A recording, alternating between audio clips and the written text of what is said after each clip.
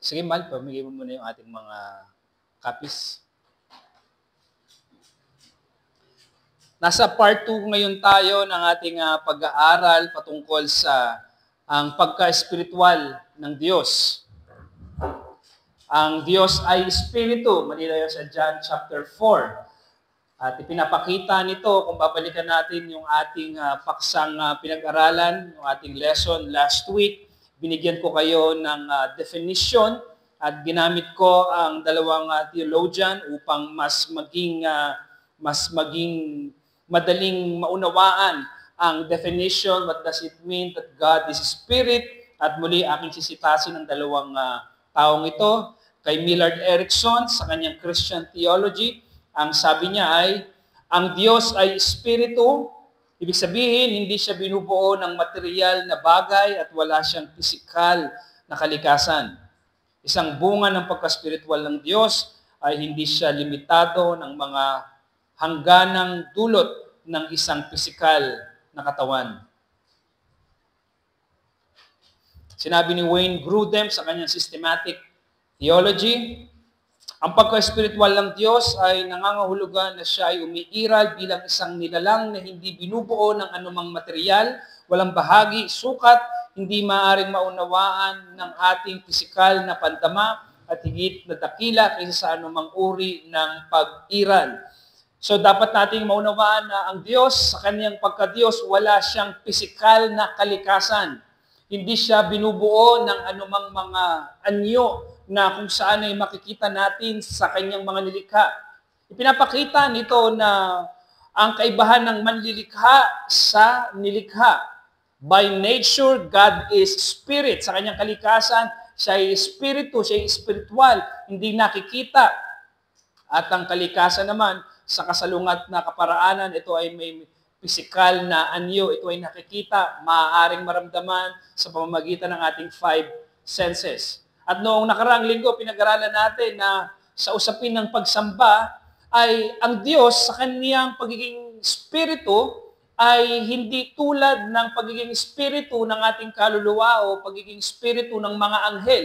Bagamat tayo ay merong immaterial parts, yan ay ang ating Espiritu o kaluluwa o ang mga anghel, ang mga anghel na yun ay hindi tulad ng kalikasan ng Diyos dahil ang anghel at ang ating Espiritu ay may hangganan na dito ay nilikha. So ito ay kaiba sa pagiging Espiritu ng Diyos at wag dapat tayong malito sa bagay na yun. Ngayon, ipinakita ko rin sa inyo na sa usapin ng pagsamba nung nakaraang linggo, dahil ang Diyos ay Espiritu, huwag nating pairalin na kaya nating maramdaman, kaya nating madama ang Diyos sa pamamagitan ng ating 5 senses. Nakukuha niyo ibig ko sa halimbawa na lamang ay hindi maganda ang pagsamba na ito ngayon. Bakit? Hindi ako naging masaya. Hindi ako nakaramdam ng anumang kagalakan. Hindi ako nakaramdam ng pangingilabot. Wala akong naramdamang kakaiba. Ay, mga kapatid, hindi porkit wala kang naramdaman sa oras at araw ng pagsamba, hindi nangangahulugan na wala ang Diyos. Ang may problema, hindi ang pagsama ng Diyos, kung hindi tayo. Dahil pinipilit nating radarin ang Diyos sa pamamagitan ng ating mga pisikal na pandama na kailangan maramdaman ko ito para masigurado ko narito ang Diyos. Kaya ano ang nangyayari sa maraming pagsamba? Para makaramdam ng kasiglahan, kagalakan, kasiyahan, pangingilabot ang mga tao sa kongregasyon, gumagawa sila ng mga iba't ibang uri ng mga pasabog at pakulo. Di ba? Mayroon akong hinalimbawa sa inyo noong last week na first-hand experience ko na merong nagte-testimony na babae. At habang siya nagte-testimony, yung kanyang asawa ay tinutugtugan siya ng keyboard. Kaya marugdog yung kanyang testimony. Kaya nga naman pagkatapos, habang pala nagte-testimony yung babae, ay natatouch ang mga tao at nararamdaman nila, wow, na-bless kami sa iyong testimony dahil yung tugtog ay talagang tumatama sa kanilang puso, yung background music, yung piano. Mga kapatid, hindi natin pwedeng hindi pwede nating radarin ang presensya ng Diyos sa pamamagitan ng ating pandama.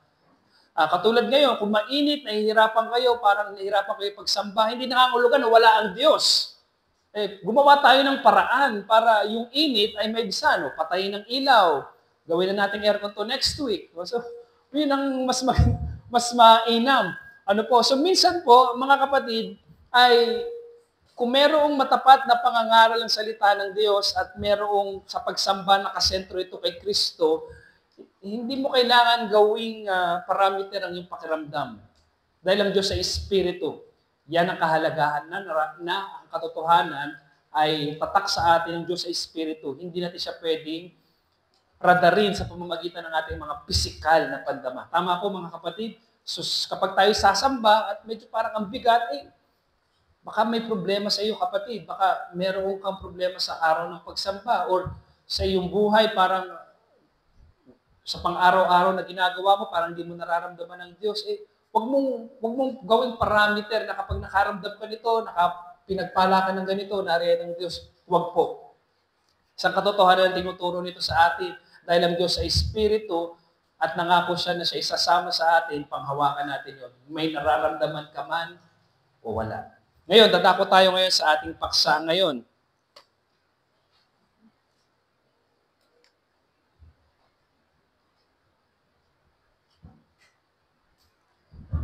Full church naman siya. Dadako tayo ngayon sa ating paksa at ito po ay yung implication ng ating pinag-aralan na kung ang Diyos ay Espiritu, dalawang bagay ang dapat nating makitang implikasyon nito. Yung pagsamba sa Diyos-Diyosan at panganib ng paggamit ng mga larawan ng Diyos. Tama? Kung ang Diyos ay Espiritu, meron niyang implikasyon at ginagawa nitong mali ang anumang uri ng pagsamba sa larawan o imahe o sa Diyos-Diyosan. At lalo tigit, sinasaway nito ang mga paggamit ng mga anumang uri ng larawang maglalarawan sa Diyos. May nakausap kami noon ni Brother Tommy, bakit daw tayo ay walang larawan? Ang sabi namin, malinaw po sa banal na kasulatan na hindi maaring irepresenta ng mga bagay na nilikha ang manlilikha. Iba ang kalikasan ng manlilikha sa nilikha. At marami akong ipinaliwanag noon. At ito yung bagay na nasagot ko agad yung tanong na yun dahil sa kasalukuyan na yun, nung kami ay tinanong, pinag-aaralan ko ito. Dalawang implikasyon ng pag-aaralan natin ngayon. Una, dahil ang Diyos ay Espiritu, pinapakita nito na kasalanan ang pagsamba sa Diyos-Diyosan. Kasalanan po ang pagsamba, ang idolatria o idolatry o pagsamba sa mga larawan, sa mga imahe ay kasalanan. Bakit po?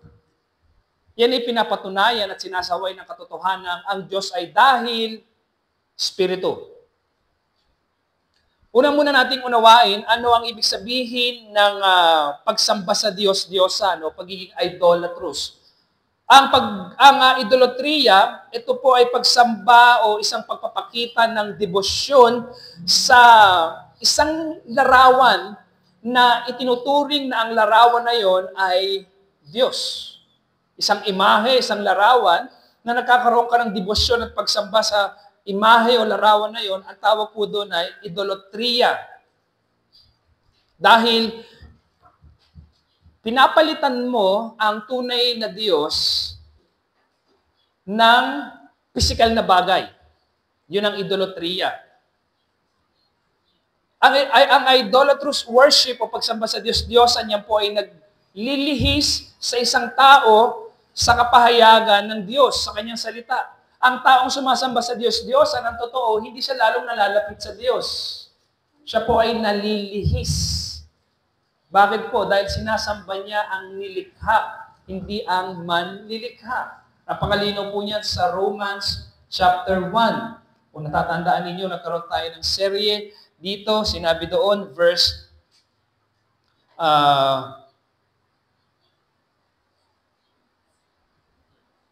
23, ang sabi doon, and exchange the glory of the incorruptible God, o basahin ko siguro po sa Tagalog, 1:23 ng Romans,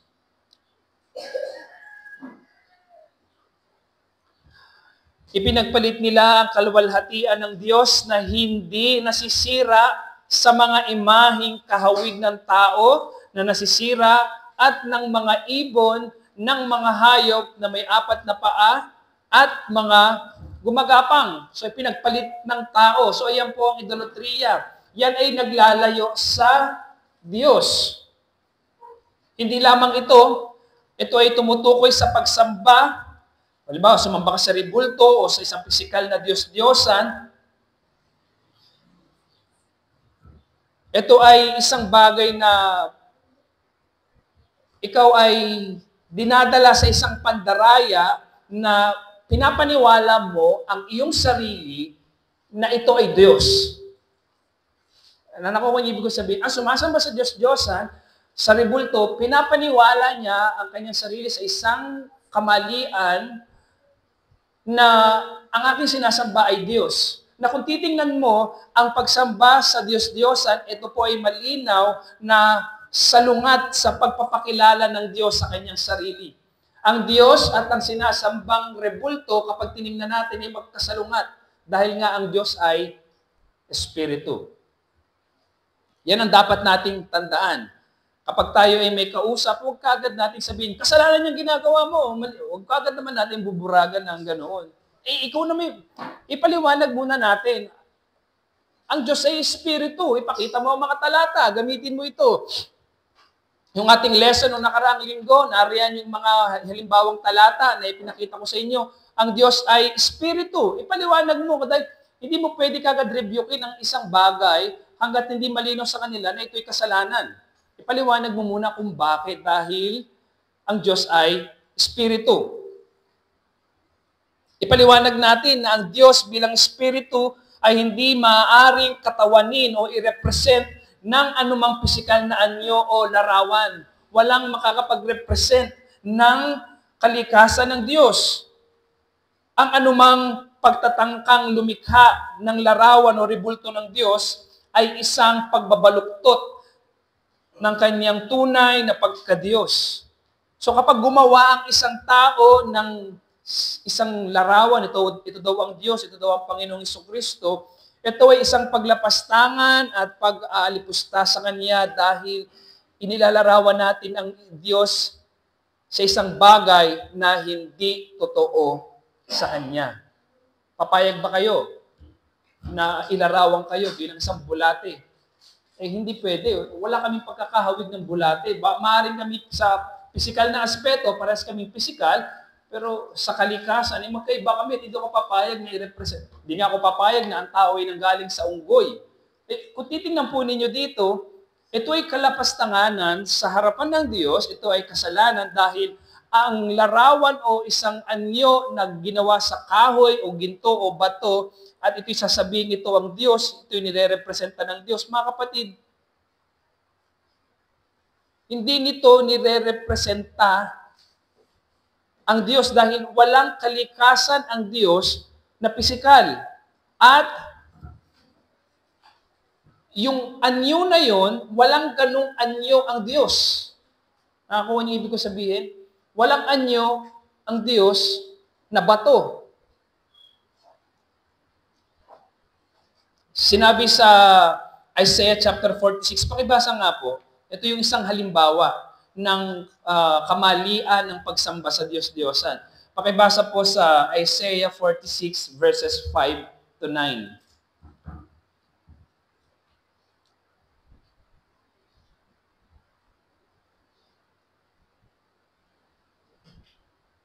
Isaiah chapter 46 verses 5 to 9. Isaiah 46 verse 5. Kanina niyo ako ay tutulad at iaamin ako upang kami ay maging magkatulad. Sila'y dumudukot ng maraming dito, bukot, at natitimbang ng pilak, timbangan, nagsisiupa ng pandigito at kanyang ginagawang Diyos. Oo, sila'y nakapatirataan ng nagsisamba. Pinapatan nila iyon sa kaligat, dinadala nila iyon, nilalagay nila iyon sa kanyang lugar, at iyon ay nakatayo roon. Mula sa kanyang dako ay hindi siya makakilos. Oo, pinadala sa kanya, gayon may hindi siya makadililigtas man sa kanyang kapatagalan. Inyong alalahanin nito, maging tiyak, sa isip ninyo uli, kayong mga masuwayin, inyong alalahanin ang mga dating bagay ng una, sapagkat ako'y Diyos at walang iba. Ako'y Diyos at walang gaya. So makikita ninyo dito, ano sinasabi sa Isaiah chapter 45 verses 5 to 9. Sinasampa nila, binubuhat nila ang kanilang Diyos-Diyosan. At pinagtitiwalaan nila. Ngunit ang Diyos-Diyosan ang kanilang binubuhat, may mga anyo pero hindi nakakagalaw, ay ano po, hindi kayang magligtas.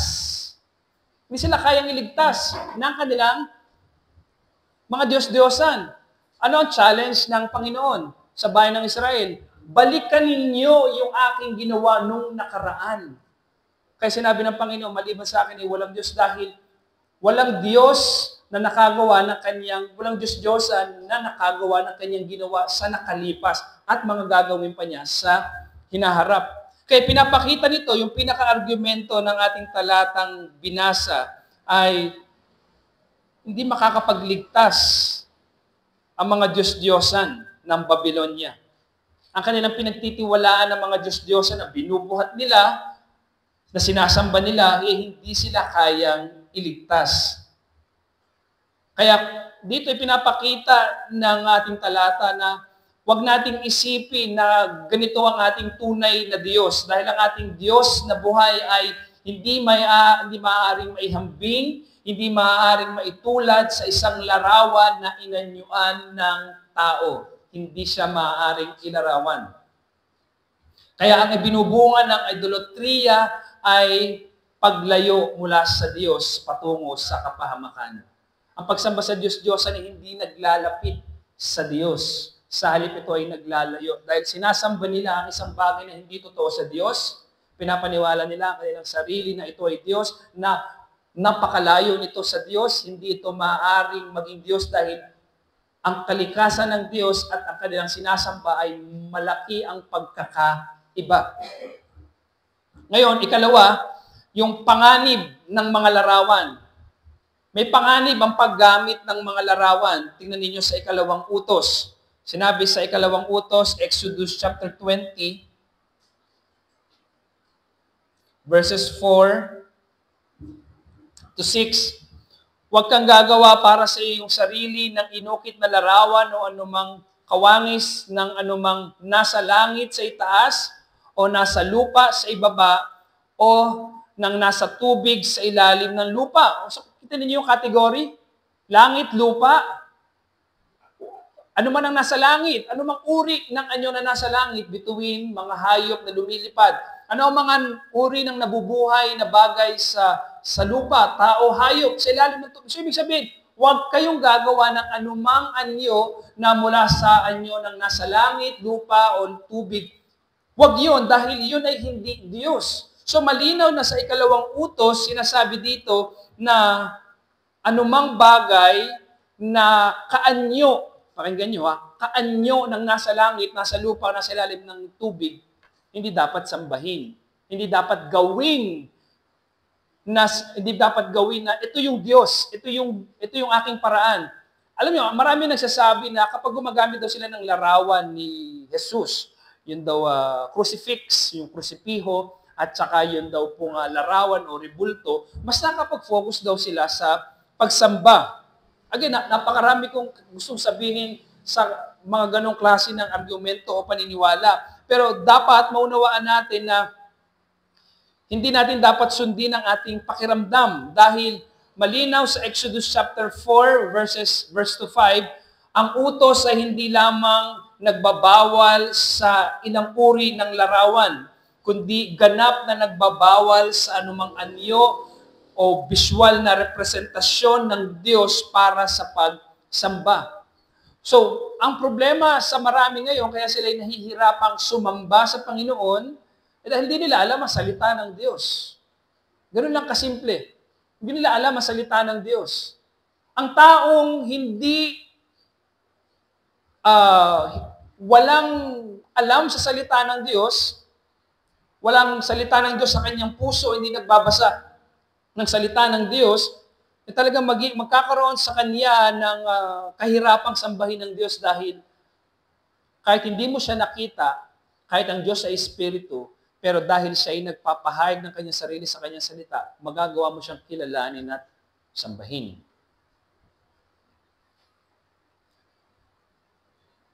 Ang panganib ng paggawa ng larawan na sumisimbolo sa Diyos, ginagawa nitong mababa ang kaluwalhatian ng Diyos.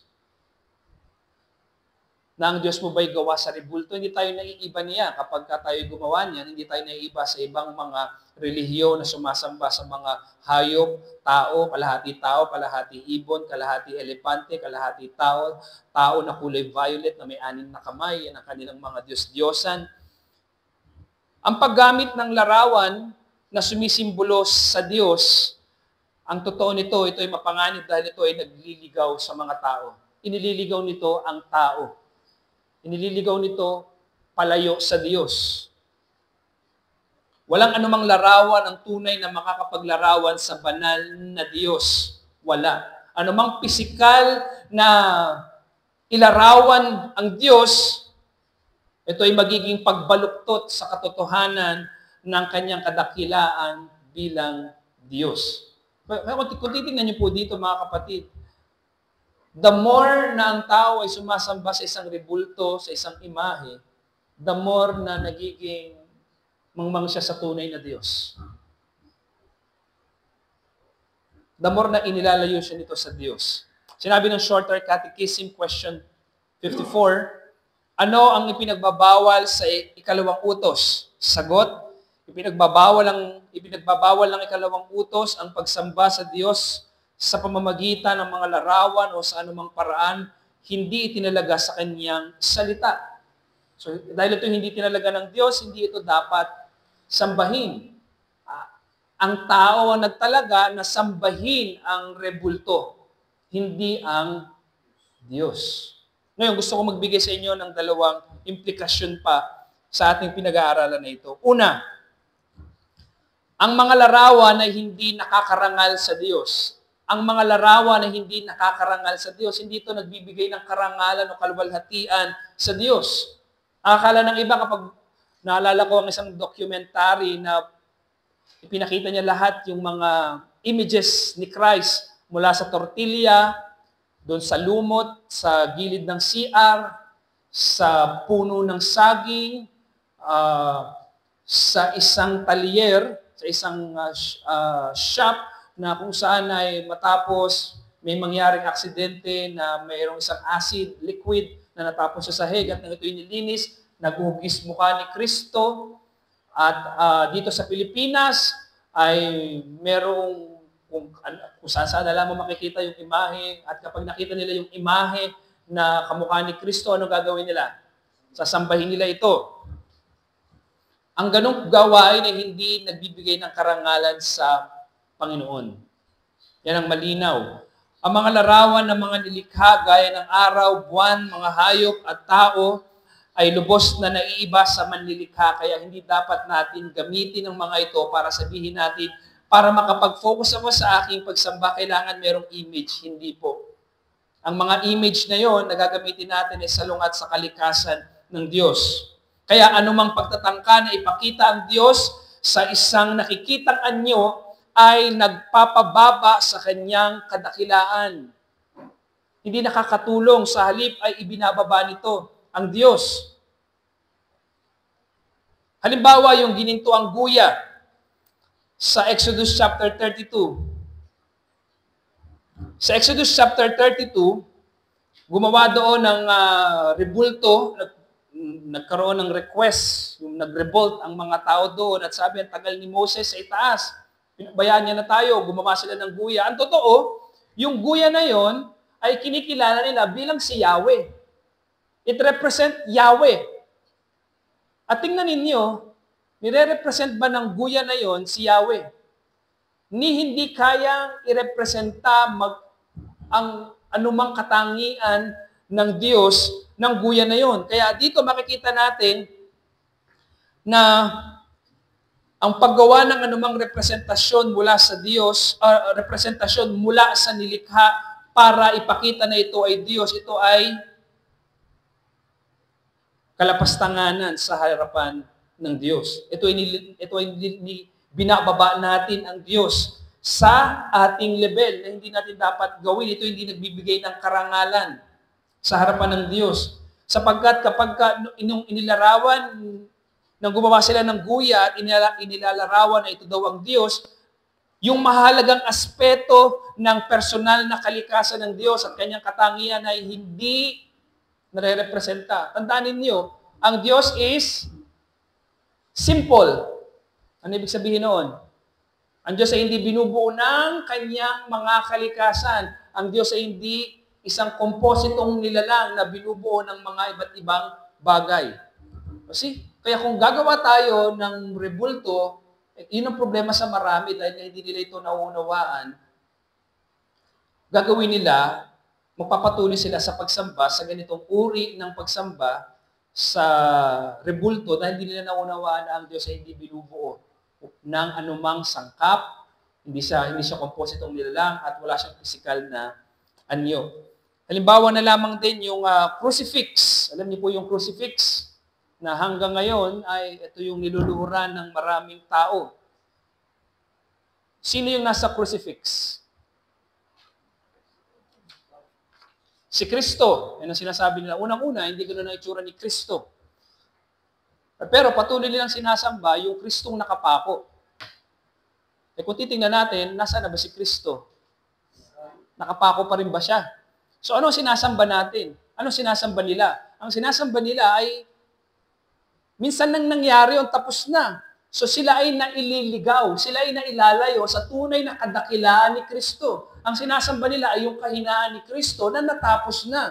Hindi masamang kilalanin, ipangaral na si Kristo ay napako sa krus para sa katubusan ng ating mga kasalanan, pero tapos na yon. Wala na siya sa ganung kalagayan. At kapag nakatuon doon ang mga tao sa larawan ng crucifix, ano nangyayari? Ginaya na nila tuloy ngayon ang pagpapapako ng Panginoong Jesucristo na ang pagpapako daw sa krus ay nakakabawas ng kasalanan. So ano ang nakikita natin ngayon? Nagkaroon ito ng mga pamahiin, ginaya, at ngayon, maglagay ka sa pintuan, kahit di ka na sumamba, walang problema. Umawa ka lang sa krus at mag-sign of the cross ka, kahit di ka na pumasok na simbahan, okay lang. Tapos, para ikaw ay swertihin, ilayo sa aksidente, dapat meron kang ganito, may crucifix ka sa sasakyan, umahawa ka sa ganito. Mga kapatid, tingnan nyo ang nangyari ngayon. Lalong inilayo ang tao sa Diyos. Si Kristo ay hindi na nakapako. Si Kristo ngayon ay naghahari, nakaupo sa kanan ng Ama. Bagamat ang Panginoong Jesucristo ay nagkaroon ng anyo, ngunit ang anyo na yon ay wala tayong larawan, hindi natin alam kung ano ang kanyang itsura. At nang ang Diyos ay nagkatawang tao sa pamamagitan ng Panginoong Jesucristo, ang kalikasan ng pagka-Diyos at ang kalikasan ni Kristo na pagkatao, yan po hindi nagsama. Kaya ang tawag natin, si Kristo ay merong isang kalikasan, merong isang persona na may dalawang kalikasan. Hindi nag-mix yung human nature at yung divine nature. So bilang pagtatapos, dalawang conclusion lamang po, sambahin ng Diyos ayon sa kanyang pagpapakilala. Yun ang kailangan natin gawin. Sa halip na umasa sa mga nakikitang larawan, dapat nating sambahin ng Diyos sa espiritu at katotohanan. Masigasig nating pag-aralan ang kasulatan at hayaan ang kanyang salita ang humubog sa ating pagkaunawa sa kanya. Ang salita ang dapat humubog sa atin. Ikalawa, ituon ang ating paningin sa buong kaluwalhatian ni Kristo.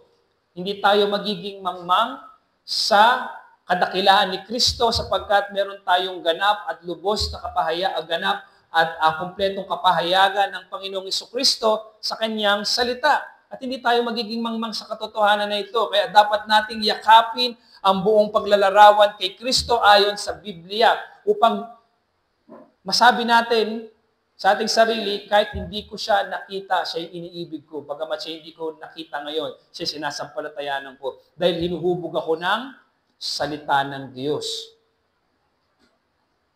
Sa ganitong paraan natin masisiguro ang balanse at tunay na pagsamba kay Kristo sa Diyos sa pamamagitan ng Kanyang salita. So ang kailangan natin ay hindi larawan, ang kailangan natin ay kaalaman at salita ng Diyos o kaalaman tungkol kay Kristo at sa Diyos na nagbumula sa Kanyang salita.